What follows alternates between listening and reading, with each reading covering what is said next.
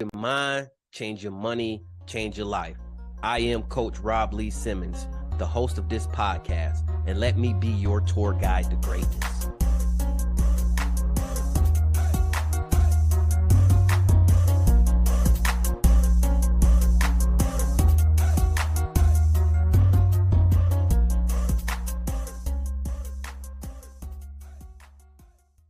Welcome, welcome, welcome. If I was doing any better, I would be you. Welcome to the Greatness Academy podcast.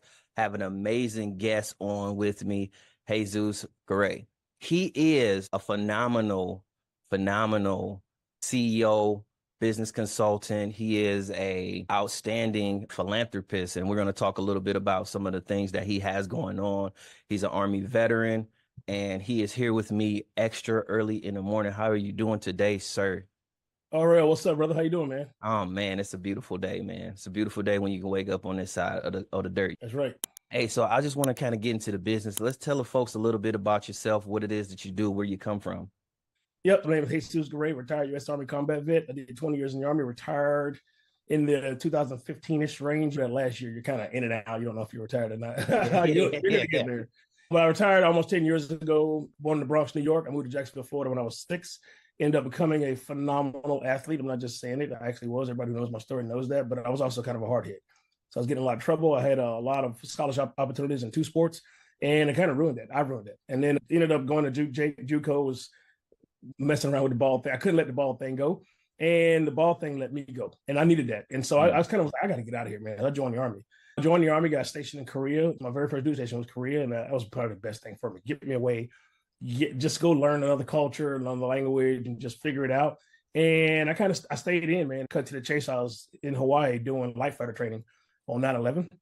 We had just bedded down at 2 a.m. You know, Hawaii's like 5 hours behind. Yeah. We had just bedded down like 2 a.m. and we got woken up when the first plane hit the tower. And they brought the leaders to the head shed. And as we were in the head shed, the second plane hit the tower.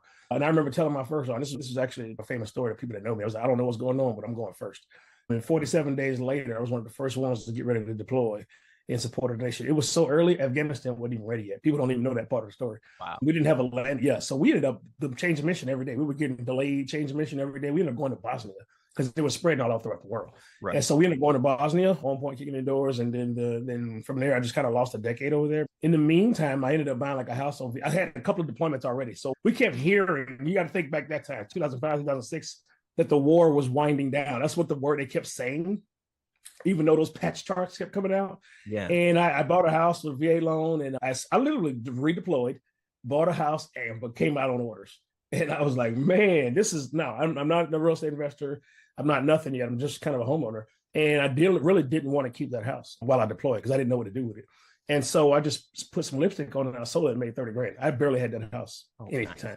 And I was like, what the hell is this? So I took I ordered, those shrunks we take to Iraq. Yeah. I dumped a bunch of books in there and I took them with me and I consumed everything was on the internet. You got to think, this is 0506. All these real estate gurus, there were nowhere to be found. There was like a couple of dudes that you can get some information from. But I sucked up as much as I can. I came back and I went crazy because at that point I did have a little bit of a break. I went crazy. Wasn't really making any money. I just understood, now by this time it's 06 bleeding into 08. So there was like a bubble and I'm buying houses and I had a general contractor and we're flipping them. I'm doing okay. I'm making a couple grand. I might just break even. And he's making 20, 30, 40 grand every time. And I'm like, I don't like this dynamic. I'm actually not sure. There's money in real estate. And so I ended up becoming an understudy of him. So I would pay him to remodel my houses and I would work for him for free. Yeah. And I had learned the game. I'm going to do a video with him at some point too. I ended up becoming a general contractor. He folded his company, came work for me. And so I deployed, I got stationed in Hawaii, deployed again. I came back. So I had the same relationship with him for a few years. Got back to Fort Sill, Oklahoma. And he ended up coming to work for me. And I ended up getting my first government contract, remodeling and building Army housing while I was still in the Army right there at Fort Sill, Oklahoma. My last 2 years I did on the training side. I was an operations sergeant major on the training side. And the Army launched an investigation on me. It was crazy, man. Because I don't know if you're familiar with Fort Sill. Yeah. But I was doing dumb. Are you? I am. Okay. Well, I was doing dumb stuff too. I bought a house over in Grayson Mountain. At the time, there was no soldier that lived over there. I had a little mansion over there. I got brand new boats and motorcycles and them just live. You grow up kind of poor. That first wave of money kind of runs through you, right? And you just don't know how to handle it. I'm just being 100% honest. Why I mentor so many young business owners now. But I lived in Grayson Mountain. There's no soldier who ever lived over there. At the time, I had a top secret clearance. So they launched an investigation. We're like, what in the hell is this guy doing? Before you know it, I had 26 guys full-time on base. We were rocking and rolling, multi-million-dollar government contract. And I was still in the Army. Honestly, I got so busy, I didn't even go to my own retirement ceremony. And I regret that. Yeah. Because the retirement ceremony isn't just for you, it's for your family too. It's for everybody to say bye. And I was so busy, I just was kind of almost ready to be done with the Army, especially I'm one of the golden boys and you launched the investigation on me. And I felt some kind of way because I was immature. And I'm telling you the story the way it is now. I bought a house, I bought a mansion. My next door neighbor's house was 11,000 square foot. Army people don't do that kind of stuff. Right. I should have known better. And they did what they had to do all these years later. But you know how you leave the Army, you divorce the Army. You don't really you're just ready to go. You don't really leave on good terms, So anyway, just kept rocking and rolling. Had a roofing company, a construction company. I was flipping houses. When I retired, I had 41 houses right there in Fort Sill, Oklahoma, and was flipping a bunch of houses. And I sold everything. What happened was the winter of 2016. So I retired in 15. That next winter, we're rocking and rolling. I'm full speed. I'm wide open, and the winter just kept going. It just kept going. And I remember watching. I'm a big time golfer. And I'm looking on Facebook and I'm looking at it's like late April, May. I think it snowed again. I was like, oh, hell no. bro, I'm going to tell you straight up. I'm a decision maker. When I make my mind on something, if you are around me, you might as well get on board because you know I'm about to do it. Yeah. I was struggling because I had it so good there. I was struggling with this whole I got it good here, but I need to go to where it's sunny. We had lived in Hawaii. I'm from Florida. And my wife, this is what my wife said. And I was going to go to Hawaii. I had 2 houses in Hawaii at the time, 2 foreclosures. My wife was like, look, if you're struggling between Florida and Hawaii, Florida is where you grew up at. Go give them kids a chance. At the time, I'm mentoring kids. I'm coaching a little league there. I got a bunch of young men that I'm dealing with. She's like, go back to Florida and give those kids everything you got. We can always go to Hawaii. As soon as she co-signed it, boom. I started selling everything, literally like fire sale. There's another guy I got that's there right now. Carl just won Carl is now a multi-million-dollar real estate investor with almost 30 homes there. And he was just a mechanic on post when I met him. I sold him 4 or 5. I was just giving them away. Sold 4 or 5 of my houses. I was giving everything away. And we came back to home to Jacksonville. And I had this dream that I started to percolate on a little bit for trucking just because of the government contract and being overseas. And I saw everything we did. When you're overseas, you really understand how the public-private partnership between the military and all these civilian companies. We don't do anything without all these civilian contractors, man. We couldn't do half of that stuff. I'm traveling all over the world and I'm running operations all over the world. Part of what I'm doing is I'm dealing with all these civilian contractors to kind of set up home base, whether it's Torch Party, Advanced Party. And I'm realizing that the Army can't do anything without civilian contractors. And a big part of it was trucking. I ran those clips, combat logistics patrols. Yeah. Even though I was combat arms guy, we had to retrain and repurpose to run those combat patrols. And all those trucks, flatbeds, reefers, dry vans, the same stuff. So I had a propensity for tracking mechanisms. And I thought it was a very dumb thought, but I thought, I could do this. Yeah, I could run a trucking company. So anyway, I put myself through, I retire, I come back home to Jacksonville. I put myself through truck driving school, got a CDL. I got hired by this company in Atlanta. I go there and it went their orientation. I wanted to see what right looked like from the inside. And so I was there for a week.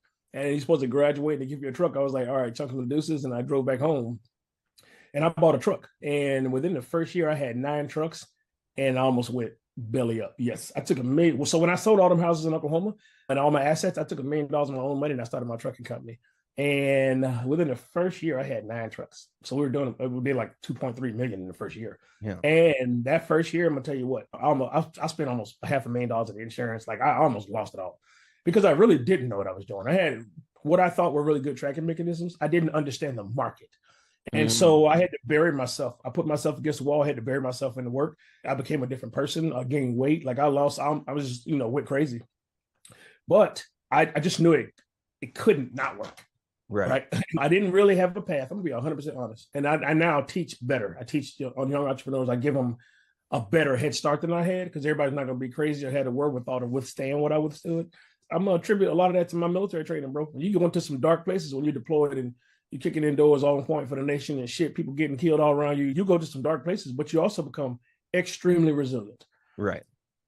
Barring that, I also grew up kind of rough and all that, but barring that, the sum of the experiences that I had, I would have quit. I would have quit trucking in the first year. And many people do. This is a very volatile industry. And it didn't make any money. In fact, I didn't actually make any money for 2.5 years in my trucking company, but it was growing. And so I wasn't really as concerned. I just was going to have to tighten my belt and get through it. And before you know it, I ended up becoming recognized all over. Because what the universe is waiting for, what American civilian society is waiting for, is veteran entrepreneurs. We have plenty of veterans that transition and go work good jobs, and that's cool too. But what I try to tell a lot of veterans is like, look, you got all the skills. You need some market information, but you got all the skills necessary. In fact, we actually have an advantage relative to how they groom leaders out here in the civilian world. The military, we got that next man up mentality. We do a tremendous amount for grooming leaders. We have things at every level that help you absorb bigger and bigger jobs, more people, more responsibility. And a lot of times in the civilian sector, I'm telling you, I've been out here 10 years, they don't have that. A lot of these leaders are set up to fail. And so they don't have the proper communication skills. They don't understand people management. Anyway, I ended up blowing that up, becoming the small business leader of the year. And that brought everybody to me. I'm meeting congressmen and senators. I'm going to the White House. I'm doing that's when I kind of kicked off the political. I call business drives politics, drives business. It's a yin and a yang. If you're in business, you're in politics. And it also brought Big Army G3 to me. I helped Army with the TAP program. I helped them revamp it.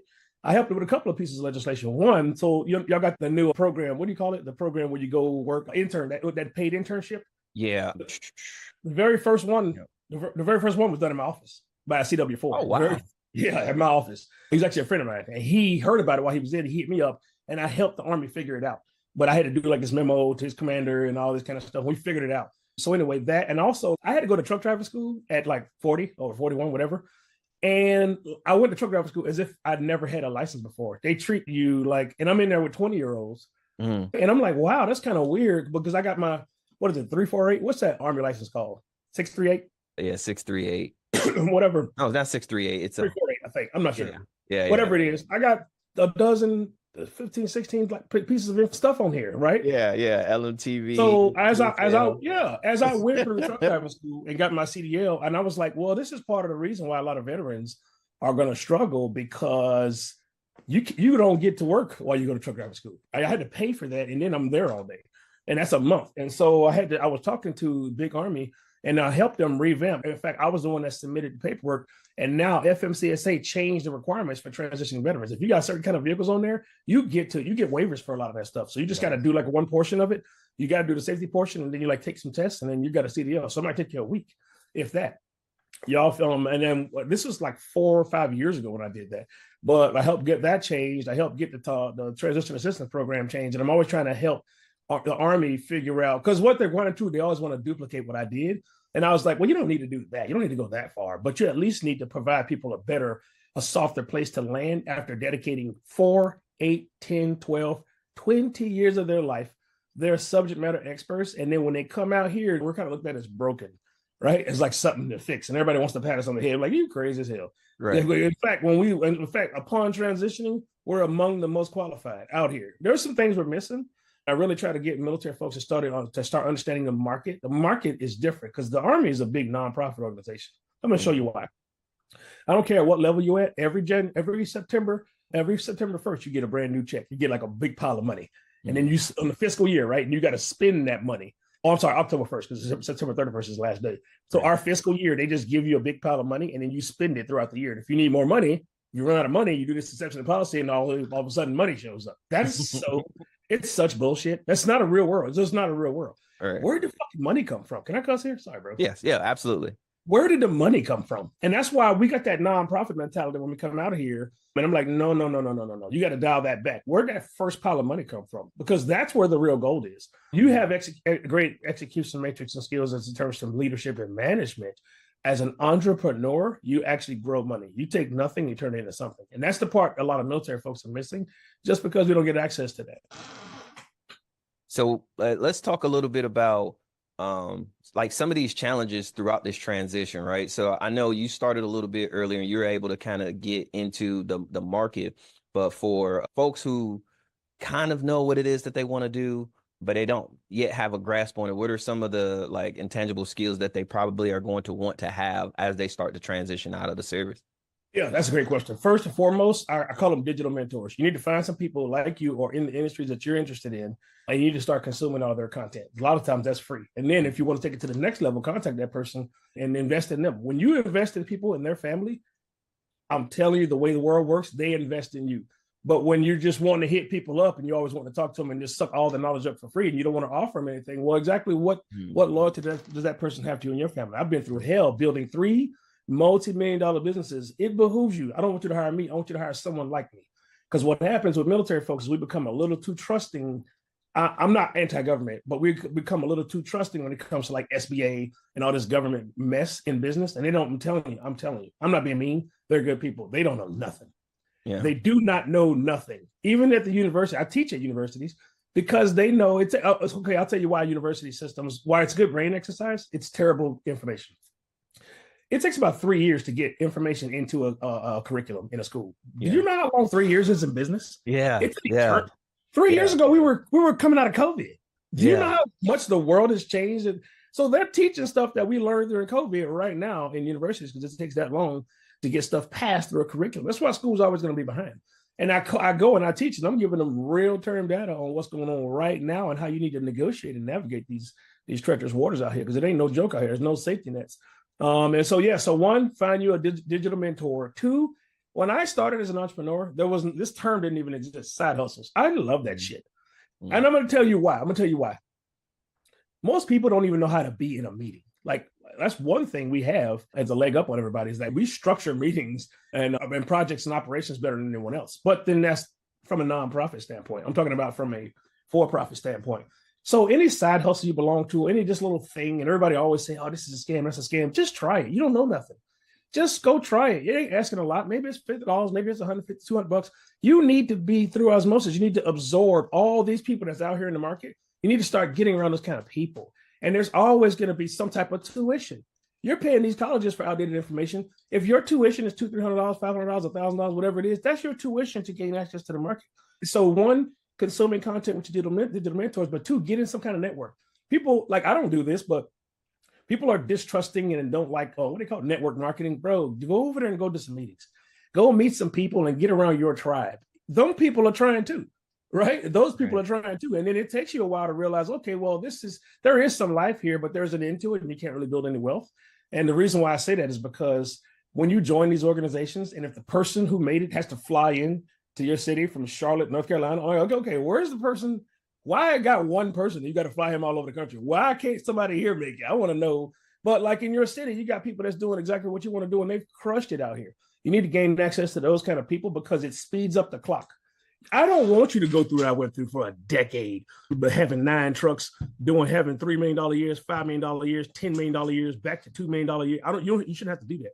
You should not have to do that. It's in particular when you have access to people with all the relevant information. So don't worry about me. You want to follow me? That's fine. Find someone in your industry that's doing what you're doing, and you just start consuming all their content.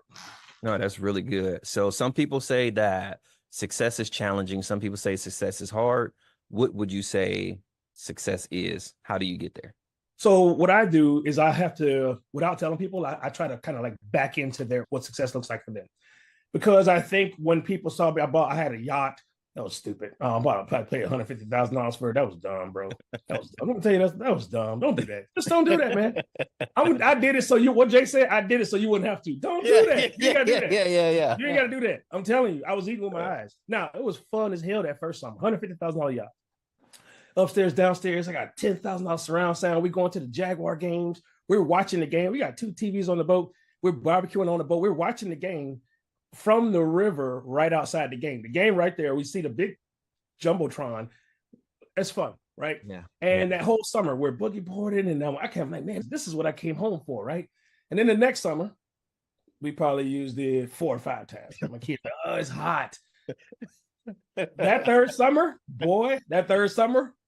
by year 4, I sold that boat. We ain't touched it for 2 years. And the boats, this is what I didn't know. It was my first boat. The boats are designed to be exercised because if you're not, they start breaking down. The old rings start popping. And that was a massive headache. Just don't do it. You want to have a boat? Go rent a boat. Get your ass off the boat and go back to your regular life. You ain't got to buy no boat, right? Just because you get money like that. You ain't got to do it. I made all the mistakes. Yeah. Success is hard. Here's what I do for people. We have to find out what success looks like for you. because, and people that know me, I've had like extremely large houses and little big mansions and stuff. And I'm actually about to build a container home compound for myself because I'm reevaluating how I'm living myself. But I got a friend who was really crushing it prior to in the financial industry prior to COVID. He got wiped out during COVID. He started a landscape company. He's got a double wide out about 4 or 5 miles from where I live. He's got a little pond, like 5 acres, a little pond. His dog is hunting. He got a 2-wheel drive truck, and he's rich because what he did was he eliminated a lot of waste, right? And he's happy. So he understood what his number was, and he defined what success looked like for him.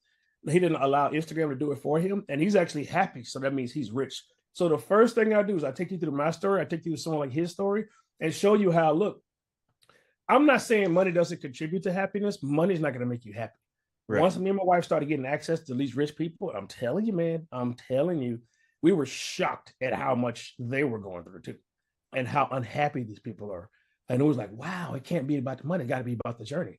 So it's why every single, this is the last of the 3, what I call hard quests. I got an 8 to 10 year run in this, and I'm going to turn it over to the kids, meaning all the youth, not my kids, but my kids can be included. But it's about the journey, right? It's about the creation of the thing. Because once you cash out, once you liquidate, once you have that they call it the liquidation event and cash out, then what are you going to do? And I'm going to tell you that's where depression and lack of purpose and all that stuff sinks in, which is also the main thing people in the military lack when they transition. You better try to find something before you leave that you can sink your teeth into with some purpose. It ain't just about the money.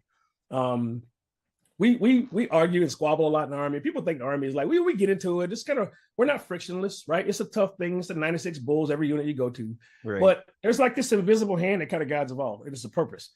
We're going somewhere. We're going to a thing. It's either our next training event, our upcoming deployment, is that we're always, so even though we have our little spats and our little competitive juices and we got to put out fires here, the entire unit has an invisible hand that guides it going places. That doesn't exist out here. Only the best of the best leaders know how to do that. And so you're going to transition to something for the money. Most of the veterans that I get to come in contact with, because everybody reaches out to me in my city, but in the first 2 years, they have like 4 or 5 jobs. They're miserable everywhere they go. Yeah. And so before you transition, you better try to find out what's going to give you some purpose. The money can be a part of it. Maybe you need to downsize your lifestyle initially, but you better try to find some purpose. Otherwise, you'll be miserable out here, because this is what's going on in America. We don't have purpose-driven lives. We're just out here, man. We're just out here making money, and we don't give a shit about nobody else. Yeah, that makes it tough. And so let's kind of go back, and you talked about the tiny home compound. I know we have some few conversations about driving veterans towards understanding housing and the situation in America. Tell me a little bit about your purpose in that. So I've been screaming about it on my personal pages for forever, for a decade. And then sometimes I feel like I'm on the bow of the Titanic and I'm yelling iceberg. Yeah. And I'm looking back and they're like, what's wrong with that boy? What's wrong with him? Why is he crazy? I'm in the market, right? And so market intelligence, this is my coined saying, market intelligence leads to market intuition. The deeper and the farther you are into the market, I'm market driven. I'm in the market and I'm into the market details on a daily basis. When I get up at 4 a.m, the first thing that cuts on is Bloomberg. I receive my international and national news through Bloomberg because it's market driven. And then most of the stuff I consume is market driven. So market intelligence leads to market intuition. I can predict cycles.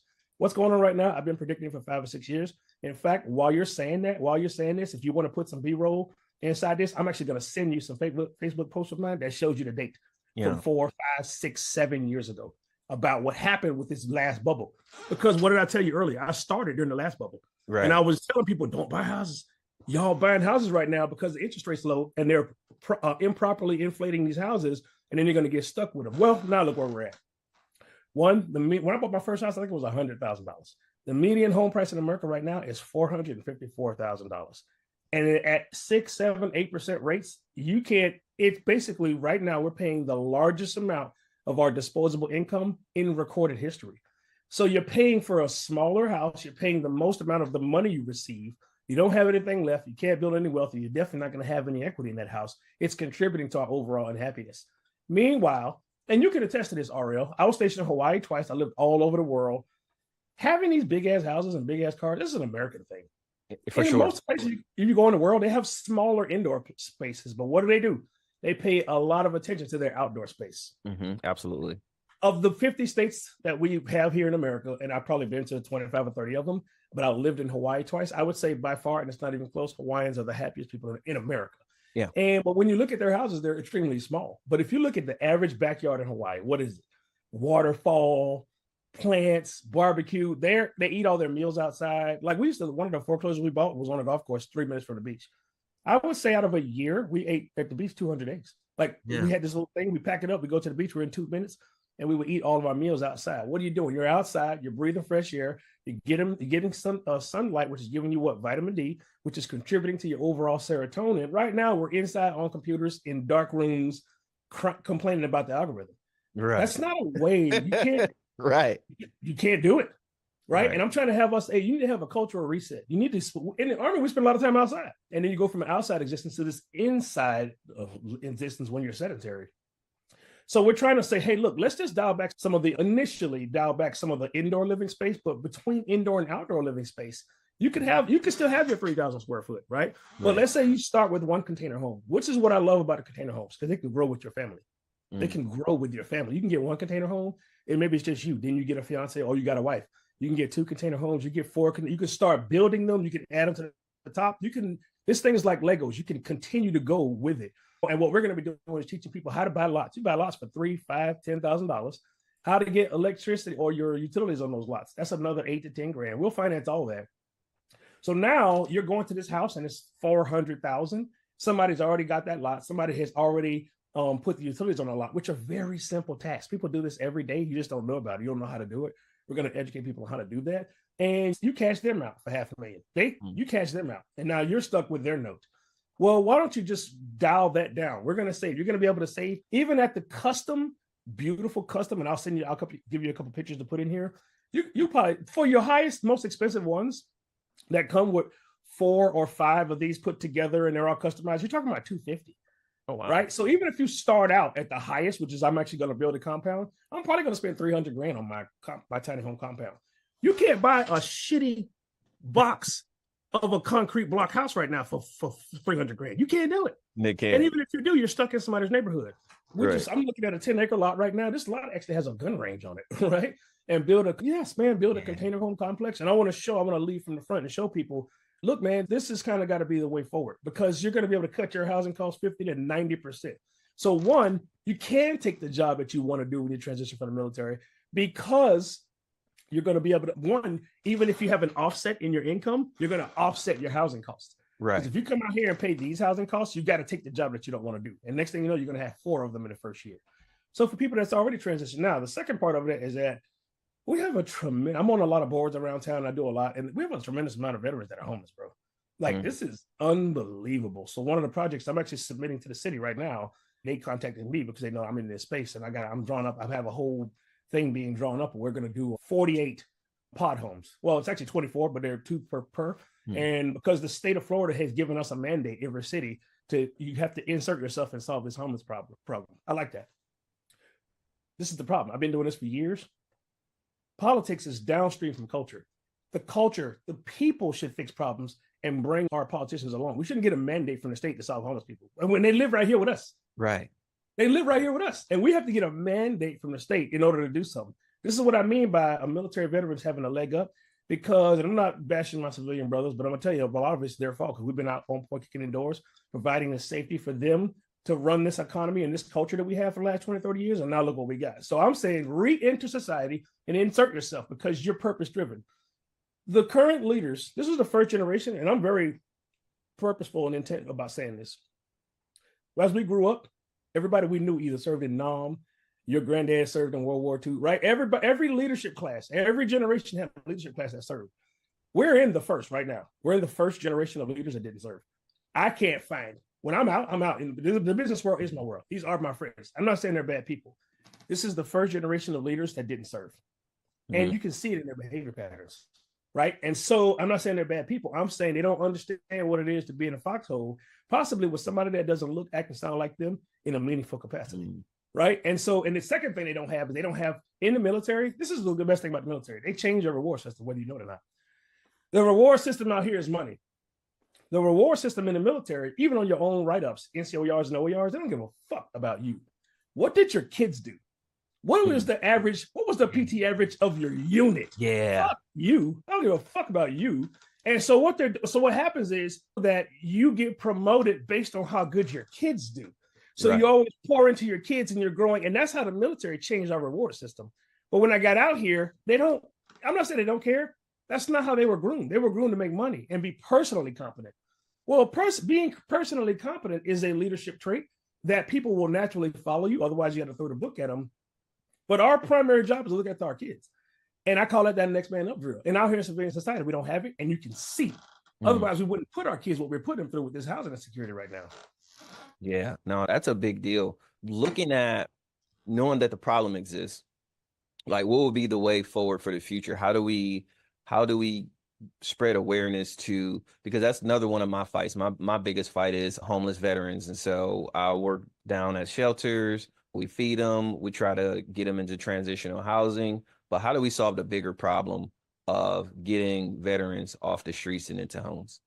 So you said the key word, awareness. And one of the things is, and a lot of people, this tiny home revolution is getting known to more people. You got to know me to know 15 years ago, I was doing the same exact thing, buying shotgun homes and putting poor people in shotgun homes. People that were getting kicked out of trailer parks. And I would put them in a shotgun home. We would fix their credit and they would buy it from me. That's a very good business model. And you're doing an amazing thing. So I can count on two hands the amount of $250,000 houses I flipped. I've flipped hundreds of $25,000 and $30,000 houses. And those come with a margin of about 40 to 50 grand each. So each one of those shotgun homes I bought, because I was a general contractor and we did our own work, I would make like 50 grand on each one of them. But this person would go from not having any good credit, not even knowing what a net worth is. I would get them in one shotgun home. They would their house note. They would be able to refi because we'd fix their credit. They'd be able to refi, cash me out, and they'd have a home with 50 grand equity in it. Equity was the first time they heard that word. So now they got a net worth. Equity is a tangible asset according to the bank. You can borrow against it. You can just cash it out, right? And many of them sold their houses for the first time they had 50 grand. Imagine within 2 years, you got a 450 credit, you get kicked out of a trailer park, and now you got 50 grand in your hand. Now it's up to you to do what you want to do with it. My job is to put you in position. Right. So that's one, awareness, and then actually creating upward mobility for all these veterans. But two, we got to get people to buy in. Let me tell you why. Almost 47% is what we can count of all the single family homes are bought by private equity. This is what it's a fund. This is what a fund is. Right now, most people, I don't know, maybe you could, maybe you can't. If you're not a qualified investor, you can't even participate. I don't care if you got 100 grand. You can't even participate in private equity. A qualified investor means you got to make combined 300 grand a year, $1 million in liquid assets. There's a certain threshold you got to be. So the average Joe is not going to qualify for that. Right. But if we can find somebody who's actually a demonstrated professional, the problem I have with a lot of military is we come out and we have these lofty goals with no execution matrix. So let's say me, I'm a general contractor. I had government contracts. I built hundreds of homes. I flipped homes. I used to buy burnouts. I actually know how to run crews. I know every phase of construction. And then I'm not saying what your skill set is, but let's just say there's you. And then me and you are both in the same room saying we're going to build tiny homes. Well, what's the likelihood that a person who's never done it is actually going to do it? But the problem we're having in the military community is that we won't get behind somebody who's actually spent their time and hard-earned money and every waking moment actually building the skill set necessary. We will almost see that person as competition. This is where that competitive stuff bleeds and it actually gets in our way. Well, in the civilian sector, that fund I told you about, those private equity guys, there's a number one guy, number two guy, number three guy, number four guy, number five guy. They go out to their millionaire friends and raise 25 million and they go dominate your community. This is why you can't find no houses, because they sucked half the houses of all cities in America. They bought half the houses. Natural order of supply and demand kicked in. So we are all now fighting for less houses. What is that going to do to the housing price? Yeah. It's going to push it up. We're just now starting to see a correction in this housing price. So I would say, one, click on my page, Spartan360.org. We have a raffle that we're giving away up to 25 tiny homes. Right now, I'm giving the first two away like in this month. We're going to give away up to 25 tiny homes. So we're going to show people all the phases. Hey, this is how you pull the permit. This is how, for these pod homes, they do require like a different foundation. This is the foundation for a pod home. This is how we're going to anchor it. This is how we're going to, for the pod homes, you don't need this. But like for the container homes, even though the outside paint is like marine grade and it reflects electricity. But people's number one question is, what about getting electrocuted? Like, you can get electrocuted in your house. You worry about the container home, you can get electrocuted in your house. But right. We do like what they call a lightning rod. So we're going to show them all of that. So one, it's an education piece to it, but also we have funding. We're going to finance your project. We can finance your project on the current lot that you own. A lot of people we passed a bill. I'm going to show you how I was a part of this bill that got passed. We passed a bill that allows you to put like garage apartments or pod homes or tiny homes in your backyard. It was called the Keeping Families Together Act. It was kind of crazy that it did that. Uh-huh. But after city councilman consulted with me and I taught them what the positive effects were. This is like 3 or 4 years ago. The positive effects of us doing this were going to be on the society. And I showed them all the pros and cons. And we passed that bill in one area. Now it's blowing up throughout the whole state and the whole country. But the misnomer or the misnomer for a lot of people is, well, there's a lot of legislation that said you can't do that. And they heard something 2 or 3 years ago because the builder, what this is going to do is take the power out of the builders and developers' hands and put the power back into the people's hands, because there's a way around all this legislation and everybody can do it almost in every state right now. In some states, it's taken off. You go to Maine and Rhode Island, there are hundreds of thousands of these being put up there because they saw the advantages of doing it early. And so, yeah, veterans coming out, supporting the initiative. We're going to be teaching you how to do that. We're going to be building them for you, shipping them to you. We're going to be contracting with people who are inside the program that want to start a trucking company and help us ship these all over the country. We'll teach you the permit process, and we're going to finance the whole thing for you too. Right now, I don't want to say this out loud because it may change, but right now we got 2.5% financing. I'm trying to get it to 0. Yeah, I know. You can't. I know. People really don't understand what interest rates are. It's actually an excuse to rob you. But for some banks, I'm just being honest, because a lot of that money's already been hoarded. So they already have, they're sitting on 500 million. But when the interest rate goes up, that's what it costs them to borrow. Yeah. So your interest rate, so if it's costing them 4% to borrow, they got to charge you 7% because they got to have a spread in there. But what about the money you already got? It's like gas. Why does gas go up when there's something goes on in the Middle East? That grass is already in the ground, right? And so what you're doing is trading on futures. And so this is kind of like being a part of the market and understanding what's going on. We're not going to be trading on futures. I got like 7 finance companies right now. Everybody's competing. And I'm trying to get them at a certain threshold to be at 2.5%. But then it's going to be based on your personal credit profile as well. Even though I don't care if you do this at 7 or 8%. When you talk about your first house being 75 grand instead of $500,000, you've just cut your housing cost by 60 to 70%. And it's your house, right? We can custom build it for you. You can add to it later. This is going to be a beautiful movement, man. And we think it's going to take off. And I'm going to start it right here in Jacksonville, Florida. Yeah, I know that's going to be an amazing project. I definitely want to share that with the folks, the listeners, and the community. But you said something that made me spark a true interest, and I've had conversation with a lot of entrepreneurs, more specifically with the millionaire entrepreneurs. And so 2 things that I see in consistency is understanding markets and then investing in real estate. One of the bigger pieces that I also have noticed in conversations about real estate, the need for GC, general contractors, right? The bigger problem that I see in this market is there's a lack of colored general contractors. How do you get started in that market? And then how, again, do you bring awareness to folks who don't know the importance of general contracting? Because it's not sexy, it's not basketball, it ain't rap. Like, how do we bring that to the forefront to say, hey, this is something you can really eat off of? Yeah, I'm glad you said that. Everything except the word colored. But I'm just playing. You can take that out. But no, I'm glad you said that, man. Here's the biggest thing. A lot of the young men that I mentor, and I'm on a couple of boards at this HBCU. A lot of men I mentor, I try to channel them towards construction management. Young African-American kids. First and foremost, I'm for all kids, black, brown, poor, white kids, everybody. Mm-hmm. But we do have a specific need in our community, and so I address those needs. But I address them as just a certain segment of kids. You don't have to be anti-anything. I love all these kids. I hate what we're doing to these kids with this race bullshit. Right. But all the kids that I've sent through construction management, they get sucked up. First off, they get sucked up in their sophomore year of college, and they have summer intern jobs that are paying them well, that are paid internships, and they graduate as AGCs, assistant general contractors, are making 80 grand a year. They start out making 80 grand a year, and then it's up from there. And so you're right that we don't understand that now, and that happened in the 70s. How old are you? 38. Okay, I'm 52. And when I was young, every time we picked the phone up when something broke, an African-American came to our house.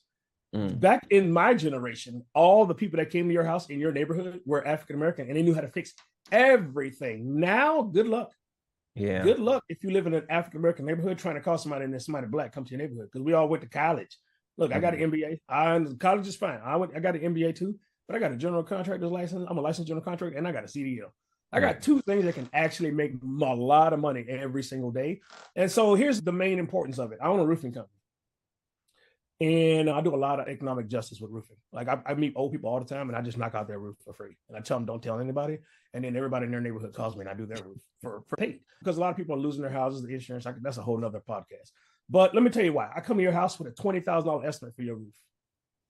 And do you think that's good? Do you think it's bad? You have no idea. Right. You have no idea what a $20,000 roof is. I'm going to tell you straight up.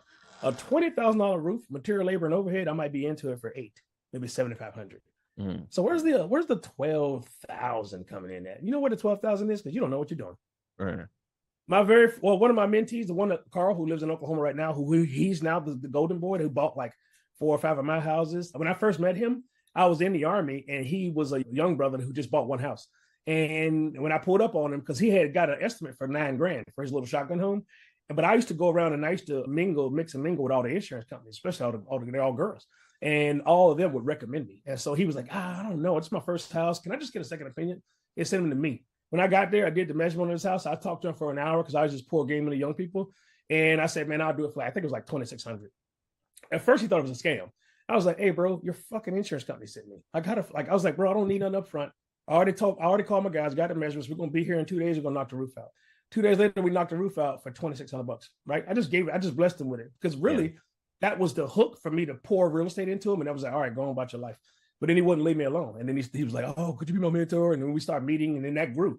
So every other Wednesday we meet at this Chili's because they had like a really cool, like little bar area and there would be 10 of us and I'm pouring into all these dudes and they all took off. And so he was like, how did you put a roof on a house for $2,600? I was like, you know, because you don't know what you're doing. That's the beauty of understanding the phases of construction is that you do a project. So this is how me and you can never do real estate the same. You go do a project and your ARV, your after repair value is 10 times higher than mine. So let's say you buy a house for 100 and you think it's going to need 50 in materials, right? Materials or in upgrade, you think the upgrade is going to be 50. That means you can sell it for 225. So if we both buy the same $100,000 house and you're saying that your upgrade is going to cost 50, it might cost me 16 or 17. So already my margin grew because I know what I'm doing. Now, because I'm a real estate investor and I'm a landlord, now I have several ways to structure a deal from which you can buy the house, right? I was one of the first ones that started that whole subject to and rent to own king in Oklahoma. That's how all these people got their houses. And so the combination of being a real estate investor, a landlord, and a general contractor, you're almost printing money. Yeah. I'm going to tell you this, but I'm going to tell you this. The only way in is through. You will not pass go. This is the problem with our community and the problem with 21st century, 2024 entrepreneurs, and you can see the tide is turning. We've been getting fed bullshit from 21-year-old crypto millionaires for a decade. And we see that whole thing as a big pump and dump scheme, right? Yeah. And everybody keeps getting screwed out of it, right? And meanwhile, this is why even the algorithms of TikTok and IG and all, they're looking for older people that actually did the shit that everybody talks about. Right. Because I didn't have a big platform because I'm not there doing the shit, right? I did 70 million in revenues. And I'm actually the one who's doing the fucking head down hard shit that all these knuckleheads are saying, right? And so now I'm telling you, and I'm not going to give you some quick get rich quick scheme, pump and dump, 21-year-old millionaire bullshit. The only way in is through, and you got to put your head down and disappear for half a decade. When you get back, all this shit's still going to be here, right? But it really depends on how hard you want to work. You want to get in here and really, I could show you pictures of me on my own roof, fixing my roof from the general contractor that I hired to fix my roof. And then I would go work for him. That's the only way to do this kind of shit. You cannot pass go. You cannot collect $200. And so now when I show up to any roof, I assess your situation. There's usually some old 78-year-old widowed. Her kids don't even live in the state. The insurance canceled her. I take care of them, right? Because the next 6 or 7 roofs that I'm going to do, I'm going to have a 45 to 50% profit margin on those. Right. So I do one roof and it knocks out her roof. And then every other roof that I get, and I don't even market those, but they have a way of finding those good deeds, have a way of finding themselves back into the lexicon. And it's just a lead generation tool that never turns off. So one, you want to study real estate, but you want to study construction and you want to go put that hard work in, jump on somebody's roof for a hot summer, right? Jump under somebody's house, get in there and do demo. Knock some drywall down. The reason why demo is important is because now you get to rebuild. Do you know it's actually harder to do a remodel than build a house? Yeah. Remodeling, it's way hard. When you got a clean slate and you just pour a pad and go vertical, that shit's I ain't gonna say it's easy because you're still dealing with people. And if you're not a people person, you're not the right kind of person, now you're gonna get fucked. And I'm sorry for cussing. But you good, brother. When you got a brand, when you just have a lot That's one of the easiest things in construction to do. When you're remodeling the house, that shit is so hard, dude. And so because now you're taking the rock off the wall, you're redoing everything because it's outdated. You got to bring it up to code. Yeah. So it's like it takes you twice as long to build a house, bro. You can knock it out like that. But I used to like buy burnouts. My frat brother used to work. He was a desk sergeant at the fire station. So there would be a burnout. He'd text me. And I drive there. I would meet the fire department there. Yeah. I'm just sitting on the other side of the street waiting for the owner to show up. You know what I'm saying? Everybody all right? Hey, here's my card. I swear to God, bro. I swear to God. All right, y'all good? Here's my card. I got this. They get cashed out. I buy the burnout. And those were, boy, let me tell you something. You want to talk about some hard? That's hard. Because you got the house and it's like this. And half of it's gone. And now you got to take 65% of it down. You got to take it down to the studs over here. But these studs are okay. You got to kill those studs. It's really hard, but taking on those hard quests, I'm gonna be honest. At this point, it ain't really. Now I still learn, but ain't really nothing you can tell me about no construction program. I show up to any house, and when I walk into that house to buy that house, if I go inside the house and I can't see the sky outside, I don't want that house. Y'all, not you, but y'all go in houses and you want finished granite and finished tile. I'm like, you just made him rich. Right. You don't never fucking buy no house like that. That is not the house you buy. When you walk in, you need to hold your nose. You better walk in with a mask. My wife would tell you, we don't buy no shiny houses. Every single house we buy, that shit better need some work. That's where the actual value comes in. Does that make sense? Yeah, absolutely. Yeah, come in low and then build it up. I think that's a really good motto. So for the folks that you mentor, maybe perhaps this is a moment of mentorship to like the world to get into this space. Where do you say they start? Get in what space? Real estate and general contracting. All right, so real estate right now, you're coming into do not buy any real estate right now. It's about to crash. It's about to crash. I've been saying it. I can show you the proof. So we've already absorbed and seen the high of the highs, but now in certain markets and certain market segments, meaning certain types of houses, they're always gonna sell because they're like cash. But for the most part, there's gonna be a correction. It may not crash, but there will be a correction because Dodd-Frank kind of saved us from crashes. But there will be a correction. There's about to be an 18 to 25% correction, meaning if you got a $400,000 house, it's going to be worth $300,000 in the next 2 years. So in 2 years is the best time to buy, unless, and I'm going to tell you right now, I just posted the other day, because I check this on a daily basis. Part of my 4 a.m. army is like, I got certain things I check every day. I checked the other day, in my neighborhood, we have 7 foreclosures. That hadn't happened in 7 years. Not in my city, in my neighborhood, we have 7 foreclosures. I'm like, okay, see, and I don't want to be ugly. This is when we wake up. This is when investors wake up, because now you know you're going to get that house for pennies on the dollar. You better be able to do something to it and quickly get it back onto the market. Does that make sense? Yeah. And so understanding that whole REO process, that's going to help you out a lot. But the first thing you need to there needs to be a period of instruction.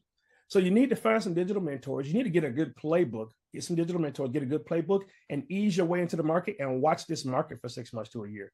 You don't have to run. If you're crazy like me, there's nothing I'm going to say is going to stop you. Go out and buy a house. You should, because we learn the hard way. Right. But if you have more sense, right? If you have more common sense, you'd start studying the market and you'd wait, and your time is coming. Right now, you haven't had this opportunity in 7 years. Your time is coming. It's cyclic. And here's the danger about our economy. We used to have a crash every 20 to 25 years. Now the increment or the interval between crashes is lessening, is decreasing. We had the GFC back in 2010. Then we just had 2019 was brutal. 2020 was COVID, hyperinflation. Now we're going to have another reset. Now this whole thing is, if I say volatile, I mean volatile. This is one of the most volatile and litigious business community climates in American history, and we're fortunate to live through it. When I came out of COVID, they asked me, I did like all these interviews, and I was spotlighted for all this kind of stuff. I had those interviews kind of someone went viral. I had people, city council from all over the country, calling me and asking me like, man, who's this dude down here? But it ain't about me. It's about the universe flowing through me. So I don't take it serious. But what it is, I was on the front page of a lot of papers. And here's what I was on the front page for: business.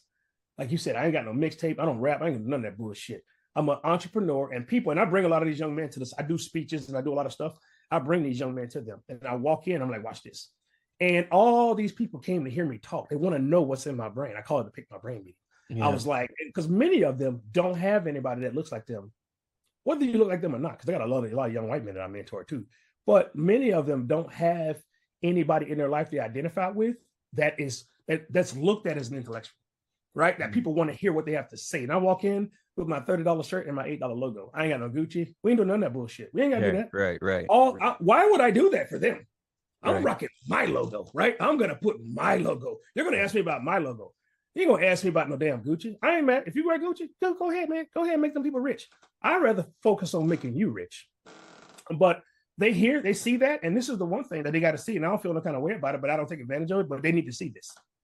Almost every time we finish talking, and this is gonna seem some kind of way to some people, but I just tell the truth. When it's over, there's usually like a line that forms. There's some dudes, but there's like a lot of women. And I'm trying to show them going forward, women know how to make money. They're more brilliant than ever. They're more aggressive than ever. And they're out earning and outpacing most of the men in our society.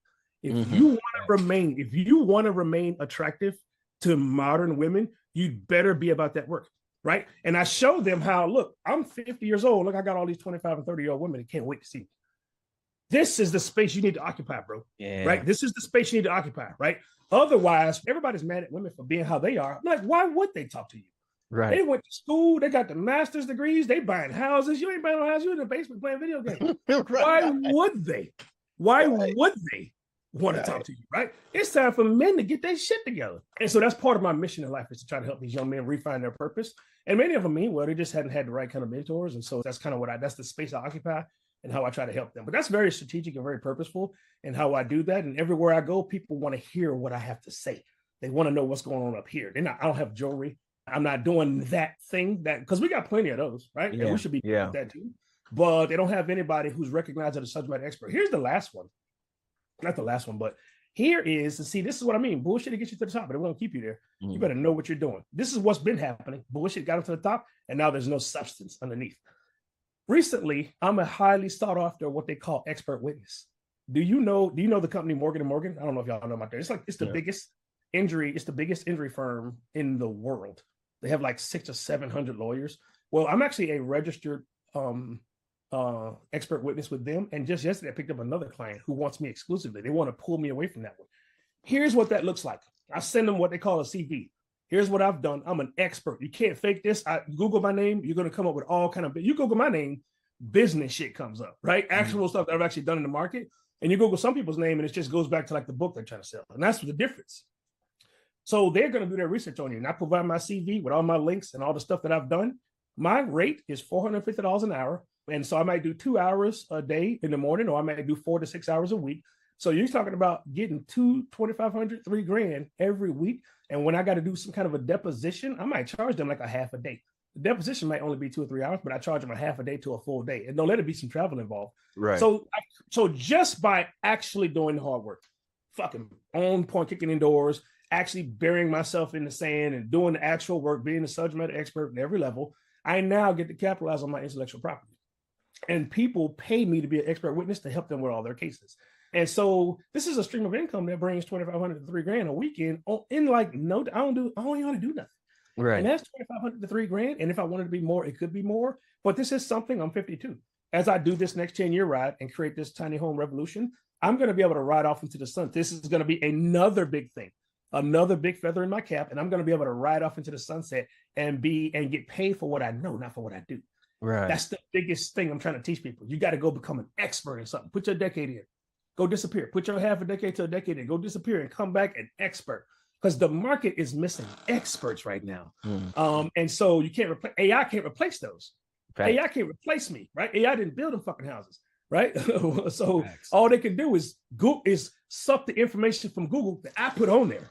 Right. That's the only thing AI can do. AI can't put that roof on the house. But if you go to work every day and you send emails for a living and you push send and you go home, you should be nervous. You should be worried if all you do, if every piece of information that you do or task ends in an email, you should be nervous because they can release one update to AI and wipe your whole shit out. Right. What did AI say the other day? What's his name? Elon. Yeah, Elon said 2 days ago, Elon said AI is going to bring on UBI, Universal Basic Income. He's so nervous. He started that company a few years ago, and he left that company because they were going so fast with AI. And now the AI is writing code. The number one people that's losing their jobs is what? Software engineers. AI is writing its own code.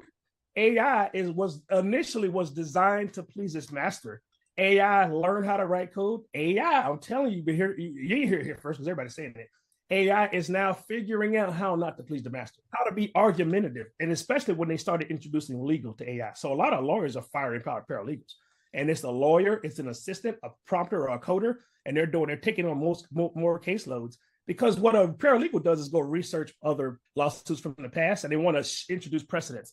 Well, now AI can do that, and so paralegals are getting fired, and they're using AI. Well, guess what? When they started introducing legal, what they're prompting the AI to do is to argue the other side's case. Steelman versus, we call it Steelman versus.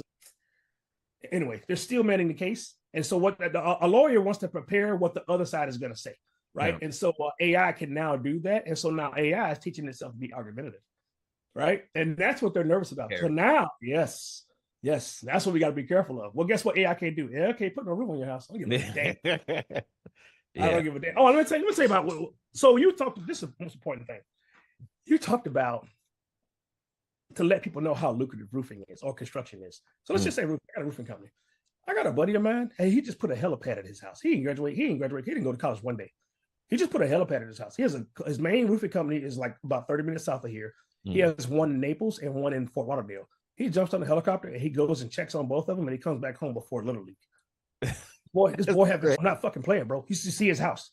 Another partner of mine, he's all he does is construction. He's about 5'6", Mexican, got a lisp. Clearly didn't graduate high school. Let me tell you something. He got a Rari. His wife, he bought a wife like an $80,000 Jeep, did $100,000 remodel to the Jeep. All he does is concrete. He has foundation work booked out 2 years at a time. And he takes the half deposit right now. To get on the list, you got to pay the deposit, and it's non-refundable. Wow. So he has work lined up for 2 years out, and the builders and developers pay the deposits. They go into their pockets and pay the deposits just to get on him because he's established as one of the best concrete guys, right? This is what it means. This is what it means to be an expert. So you're looking at these Mexicans, which they're actually not Mexicans now. At this point, they're Hondurans. You're looking at these people, and you don't even know. You don't really know how good they. When I sold most of my houses in Oklahoma, I sold them to the Mexicans. Yeah, I sold those to the Mexican construction workers because they were buying houses cash, so they could bring all these workers in and put the workers in the houses. They need, hey man, I need 5 houses. You need 5 houses. What the hell you need 5 houses for, bro? And was buying them cash. Oh man, I got 200 G's. I need 5 houses. You'd better stop looking at this bullshit that we do with the Gucci belts. I call them the Gucci belt phenomenon with the Gucci belts and all the shiny shoes and all this bullshit we do. We got to stop that. That's bullshit, bro. Right. It only exists in Atlanta. We got to stop. And even Atlanta's about to implode. I love Atlanta. It used to be Black Mecca. It used to be like, an Wakanda. Okay, enough of Atlanta spilling their bullshit onto the rest of us, right? Because what we're now starting to find out is that whole thing's been fake. Yeah, yes, man. Yeah. And so now we need to return from whence we came. We need to go back and get into how we actually built wealth. We talk about Black Wall Street. We talk about it, right? Oh, I was there. Right. I actually invested in the business there. When I went there, you can't help but get emotional. But let me tell you what they didn't have. So they built over 600 businesses. This is 2 years after emancipation. They maybe moved there. O.W. Gurley bought one lot and he started building businesses. Within 21 years, they had 2 airports, 3 hospitals, 2 movie theaters, 10 grocery stores, 600 businesses. And everybody there built their own houses and they sold their goods and services outward. What you're talking about, 1 is teamwork, something we lack in our community. I ain't gonna go into that. 2, what you're talking about is a lot of competent people. Them people everybody there knew how to do everything, right? And so if you want to return from whence we came, we say things like Black Wall Street, and all we talk about is the 1 or 2 bad days that they had, and then we don't even tell that story, right? But what about the 21, 22 amazing years in which they built a self-containing community? Stop talking about the 1 day that they had. It was a bad day. That's the world. The world has been doing that for 10,000 years. Yeah. What about the 21 amazing years? We have yet to be able to duplicate that. And in fact, we've gotten less competent. Right now, you couldn't find 5 African-Americans that could damn fix a closet door and make it level, let alone build a fucking movie theater. Right. Does that make sense? Your fucking door jams all cockeyed and shit. I'm just telling the real, man. I'm just telling the real. Oh man, that's facts. We got to get back to knowing how to do shit. Yeah, for sure. Hey, so I want to close this thing out, man. I'm gonna open up the floor and just let you share to the world a last nugget. So look, man, you gotta be passionate about this entrepreneurship thing. I don't fake the funk for people. I'll give them the real. I'll just tell you what. The guy who texted me this morning. So before the audience got on here, we're talking about this 4 a.m. Army because me and you are here doing this podcast at 4:30 a.m. I got something called the 4 a.m. Army, and where I introduce people to what we're complaining about or what we're starting to whine about is work-life balance. Mm-hmm. But if you're waking up at 6:30, you think that's early, and then you hurry up and shit, shower, and shave, you jump out in the traffic, you've already lost because everybody's doing that. I'm saying let's get up at 4. Let's be very productive before the sun rises, and you got 2 what I call unmolested hours to pour into yourself, do the hard work, do the hard email, consume that podcast, read that book from 4 to 6. So I've been doing it for 30 years now. So one, you got to start doing that. You got to start finding time to pour into yourself, because once you go to them people's job, you're going to pour into them. 2, I'm a big